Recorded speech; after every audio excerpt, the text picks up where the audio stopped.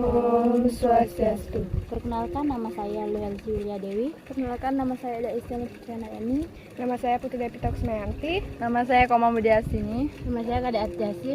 Di sini kami akan mempresentasikan bab 3, yaitu pemikiran di balik peristiwa-peristiwa penting di Eropa. Gereja atau Taman Kegelapan adalah tempat suci orang Kristen yang berada di Eropa. Orang suci gereja adalah pastor. Gambar dari pastor. Pada zaman kegelapan atau gereja, ia mengatur semua bidang di Eropa, termasuk politik, ekonomi, dan sosial budaya. Muncullah zaman Renaissance. Zaman Renaissance adalah hidup kembali atau proses orang Eropa yang menghidupkan kembali sosial budaya dan menghancurkan gereja. Ada beberapa pemikiran tokoh-tokoh Renaissance. Yang pertama, Albert, yaitu seorang pelukis dan pengukir. Yang kedua, Christopher Columbus adalah orang yang pertama kali mengelilingi bumi dan kepo apakah bumi itu bulat, dan dia menemukan benua baru, yaitu benua Amerika. Yang kedua, hanya di Eropa saja yang berkuasa. Dan yang terakhir, Johann, yang menemukan Graham Bell dan bola lampu disebut Alpha Bison. Baru dari adanya Renaissance, diantaranya muncul pembaharuan dan penemuan baru yang terkenal sampai ke berbagai penjuru dunia.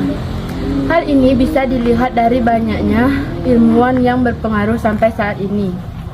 Renaissance juga berpengaruh dalam kegiatan investasi besar-besaran bangsa barat ke dunia timur termasuk Nusantara. Kegiatan invasi ini dipengaruhi oleh beberapa penemuan pada masa Renaissance, diantaranya penemuan mesin cetak oleh Johann Gutenberg, senjata api, dan penemuan kompas yang digunakan untuk menentukan mata angin dalam pelayaran. Aklarung. Saman Aklarung ini dikenal dengan saman pencerahan atau saman pelajar budi.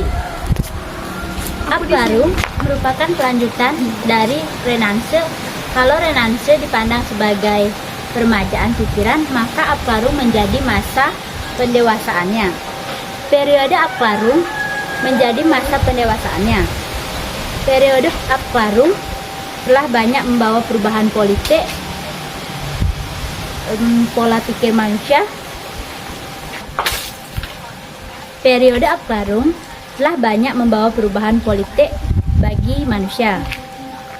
Manusia mulai menggunakan akalnya untuk meneliti secara kritis segala sesuatu dalam kehidupannya, termasuk dalam kehidupan bernegara. Pemikiran tokoh-tokoh Aklarung, yaitu masa-masa Aklarung melahirkan berbagai pemikiran terbagi dalam aliran sebagai berikut, yaitu rasionalisme. Rasionalisme secara umum, rasionalisme merupakan pendekatan filosofis yang menekankan akal budi atau rasio sebagai sumber utama pengetahuan. Hampir semua ahli yang muncul pada zaman ini merupakan ahli matematika, seperti Descartes, Spinoza, dan Leibniz. Mereka mencoba menyusun suatu sistem filsafat berisukan rasionalisme. Yang kedua yaitu empirisme. Doktrin empirisme adalah lawan dari rasionalisme yang menganggap bahwa sumber pengetahuan harus dicari dalam pengalaman. Aliran empirisme diawali dari Francis Bacon 1561 sampai 1626 yang memberi tekanan kepada pengalaman sebagai sumber pengenalan. Aliran ini diterima dan dikembangkan oleh tokoh-tokoh terkemuka empirisme seperti Thomas Hobbes 1588 sampai 1679, John Locke 1632 sampai 1704, dan Hume 1711 dan 1776. Kantianisme. Tokoh yang terkenal dalam aliran ini adalah Immanuel Kant. Ia adalah salah satu seorang kritikus dan pemikiran besar di Barat. Ia dengan gigih berupaya mendamaikan pertentangan yang terjadi antara rasionalisme dengan empirisme. Ia berpendapat bahwa pengetahuan adalah hasil kerjasama dua unsur, yakni pengalaman dan kearifan akal budi. Pengalaman indrawi adalah unsur a posteriori atau yang datang kemudian, sedangkan akal budi merupakan unsur a priori atau yang datang lebih dulu. Kedua aliran berseberangan ini hanya mengakui salah satu unsur saja sebagai sumber pengetahuan, sehingga menjadi tidak seimbang. Ketidakseimbangan ini diselesaikan dengan membedakan kebenaran dengan 3 macam, yaitu kebenaran akal budi, kebenaran rasio, dan kebenaran indrawi. Idealisme. Idealis secara umum berhubungan dengan rasionalisme. Ada idealisme ini diwakili oleh beberapa tokoh, di antaranya J.J. Fisher, F.W.S. Helling, dan F. Hazer. Positivisme. Positivisme itu sama dengan empiris dan rasionalisme. Hanya bedanya empiris menerima pengalaman batinnya dan positivisme membatasi pengalaman objektif saja. Pragmatisme. Pragmatisme adalah aliran pemikiran yang memandang bahwa benar tidaknya suatu ucapan, dalil, atau teori semata-mata bergantung kepada manfaatnya dalam kehidupan. 7. Fenomenologi. Fenomenologi adalah sebuah studi dalam bidang filsafat yang mempelajari manusia sebagai sebuah fenomena. 8. Eksistensialisme. Eksistensialisme merupakan aliran filsafat yang memandang berbagai gejala dengan berdasarkan pada eksistensinya. C. Pengaruh Afkarum bagi Indonesia dan dunia. Pengaruh Afkarum sangat dirasakan pada perkembangan teknologi dan pemikiran dalam abad modern. Masa ini melahirkan beberapa tokoh dan ahli-ahli yang berperan dalam perkembangan ilmu pengetahuan seperti Descartes, John Locke, Immanuel Kant, dan sebagainya.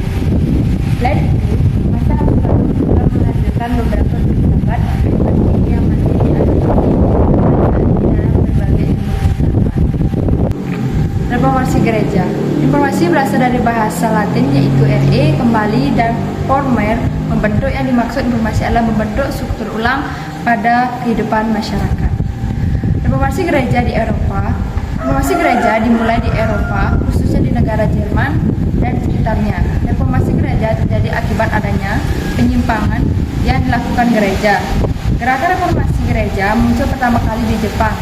Reformasi gereja di Jerman disebabkan oleh kekecewaan masyarakat terhadap dominasi gereja dan adanya fase transisi ekonomi di Jerman, di mana pada waktu itu terjadi proses perubahan dari masyarakat feodal menuju masyarakat kapitalis. Pada saat itu muncul satu tokoh yang bernama Martin Luther yang melahirkan pemikiran baru untuk melaksanakan reformasi gereja yang nantinya tidak hanya berkembang di Jerman, melainkan meluas ke wilayah-wilayah Eropa lainnya. Pemikiran tokoh-tokoh reformasi gereja.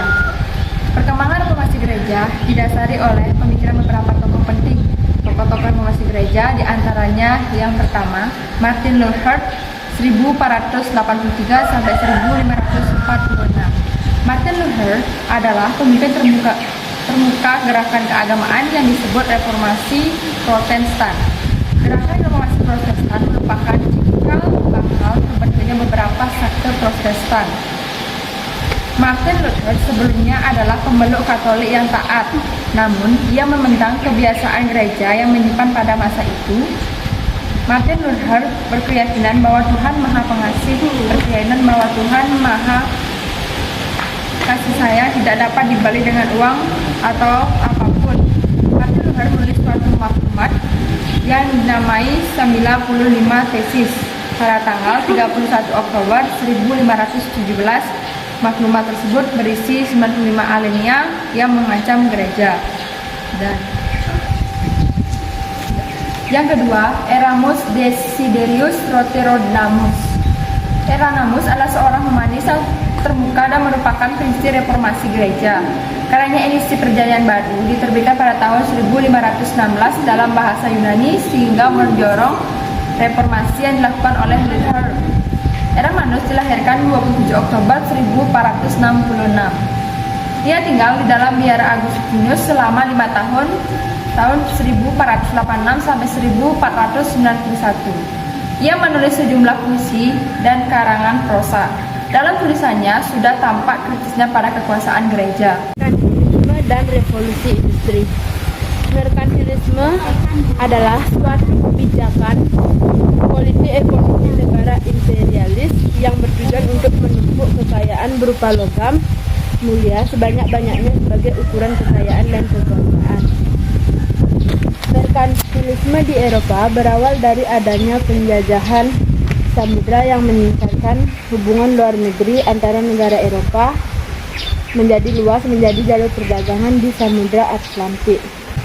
Pemikiran tokoh-tokoh merkantilisme. Thomas Mann 1571 sampai 1641 yaitu seorang saudagar kaya dari Inggris yang berjudul England Treasured by Foreign Trade. Thomas Mann menulis tentang manfaat perdagangan luar negeri. 2. William Petty 1623 sampai 1687 mengajar di Oxford University dan banyak menulis tentang politik. 3. Jean Bodin 1530 sampai 1596 adalah ilmuwan Prancis yang menyajikan teori tentang uang dan harga. 4.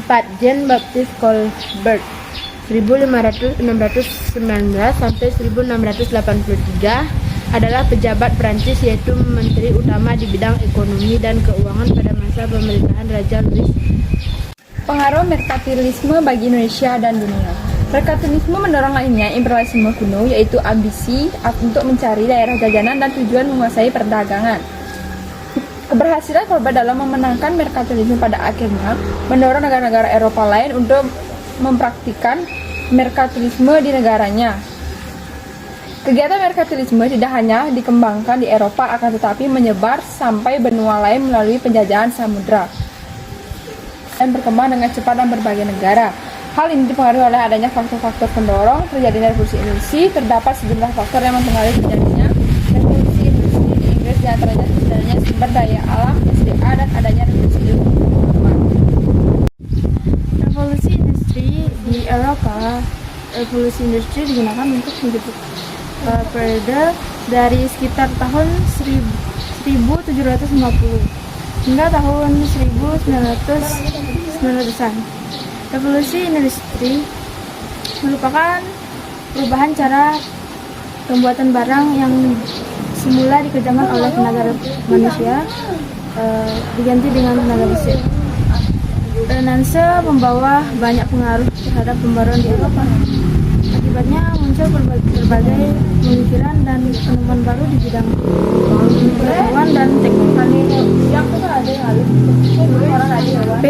Tokoh-tokoh revolusi industri. Revolusi industri di Inggris digerakkan oleh para penemu teknologi, yaitu mesin tenun, mesin uap, dan alat transportasi. C. Pengaruh revolusi industri bagi Indonesia dan perkembangan revolusi industri di Inggris mendorong bangsa lain untuk ikut melaksanakan revolusi.